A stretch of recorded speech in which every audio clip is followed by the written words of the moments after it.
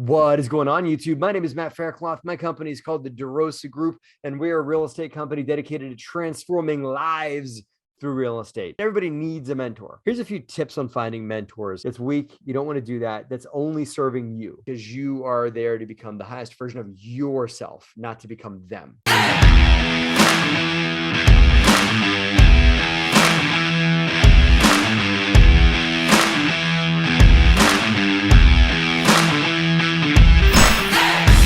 Mentorship Monday is our program we have here on YouTube where people email questions to help me at DeRosaGroup.com. That is help me at DeRosaGroup.com. And we will answer your questions right here on the YouTube channel for you and everyone else to learn from. Today's question comes from Garrett. Garrett's got an interesting angle. Let's get into it here, right? So hi, my name is Garrett. I'm just beginning into real estate. Awesome. Congrats on choosing real estate as your wealth building venture. Garrett, find a YouTube channel, been watching your videos, get a lot of knowledge. One simple question: would you even be remotely interested in mentoring me as I grow and expand my real estate investments and business? If not, I completely understand. But if you're interested, I would really appreciate it. Here's the thing. Here's a few feedback items for someone, and I'm going to obviously answer Garrett's question first on whether or not I will mentor him. We have a mentorship program that's called DeRosa Insiders. So just go to DeRosaGroup.com/insiders or text the word DeRosa to 66866. This video is not a commercial for DeRosa Insiders, nor is it a commercial for any mentoring that I do. Yes, we do it. But to anybody that wants to locate a mentor, here's a few tips. And to you, Garrett, also, because it doesn't have to be me, but everybody needs a mentor. It doesn't have to be somebody you want to be. This has to be somebody who's walked a bit of the road that you're looking to walk, maybe has some ideas and tips and things like that that you can learn from. Someone that can teach you, maybe that stepped in a few hornets' nests that can stop you from stepping on those same nests and say, hey man, don't do that. Somebody you can call when you want and stuff like that. It's either a mentor or a coach. Typically a mentor is free or a low cost. Coach is someone you pay. That doesn't have to be that way, but that's been my definition of the such. Mentor could be like a friend,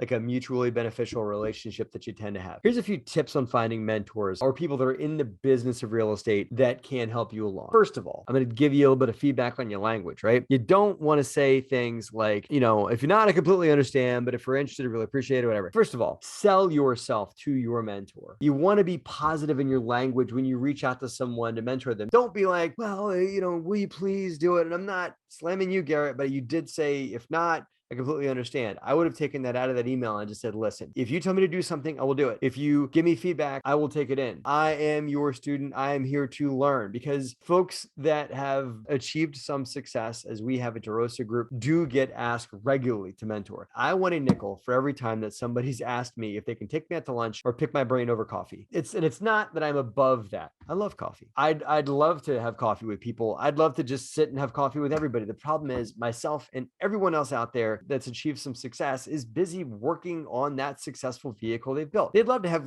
coffee with you, likely, but they don't have time for it. So you've got to find a way to add value to them. So number one, be strong with your language. I will listen to what you say. I will absorb what you bring in, what you put out there. I'm going to pick up what you lay down, whatever it is. Sell yourself a little bit to the mentor. Number one. Number two, find a way to add value to them in your solicitation. So you don't want to just say, hey, can I take out for coffee? That's weak. You don't want to do that. That's only serving you, aside from a free cup of coffee to them. And if they're successful, they can afford their own coffee. So can I buy you lunch? Can I buy you coffee? Stop. Don't do that. That's not of value to them. You could say, what's something of value to you? What is something I could do for you? You could lead with that. Like, I need some advice and I want to add value. So you could try and marry those two things together. We had somebody that came on my Mentorship Monday show as a gratitude item, knows I love Captain America. He sent me these awesome Captain America boxing gloves. Really, really cool. And he's local to me. So I called him up. He sent me those with a cell phone number. And I called him. I'm like, what are you doing? And I just thanked him. And I said, you know what? Let's go out for breakfast. I'm not saying you got to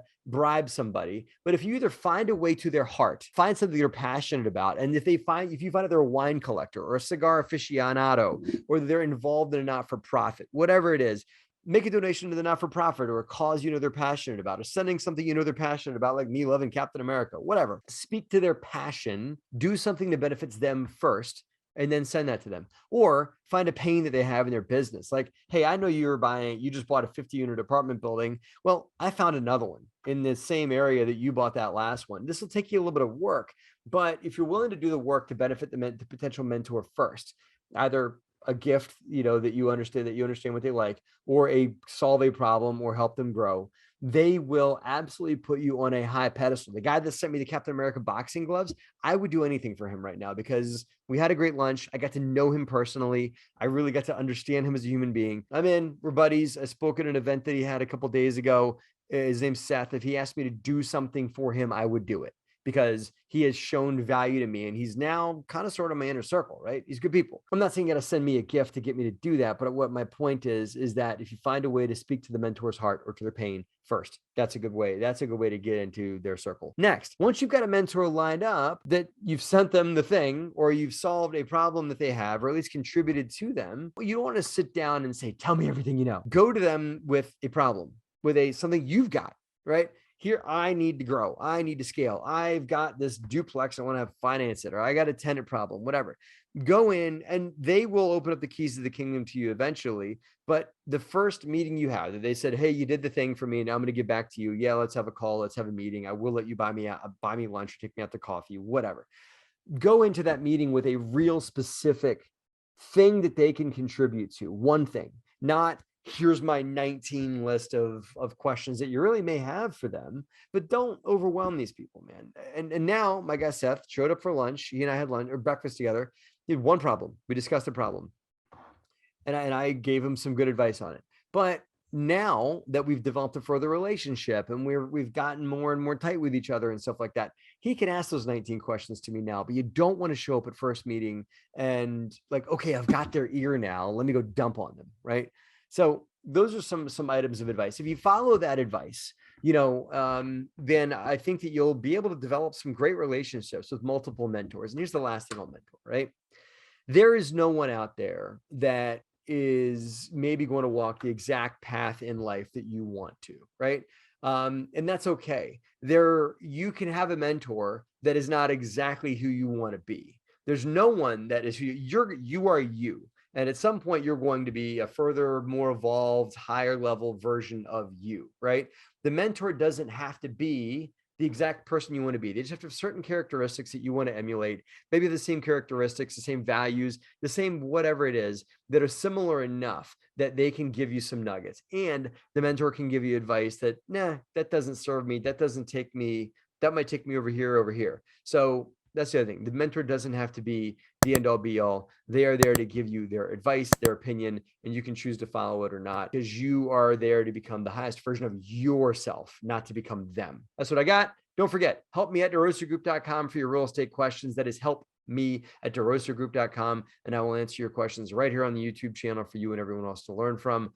I appreciate you guys. Thank you. And one more thing, if you guys want to consider our mentorship programs that I said, go to DeRosaGroup.com/insiders and you can learn more about it.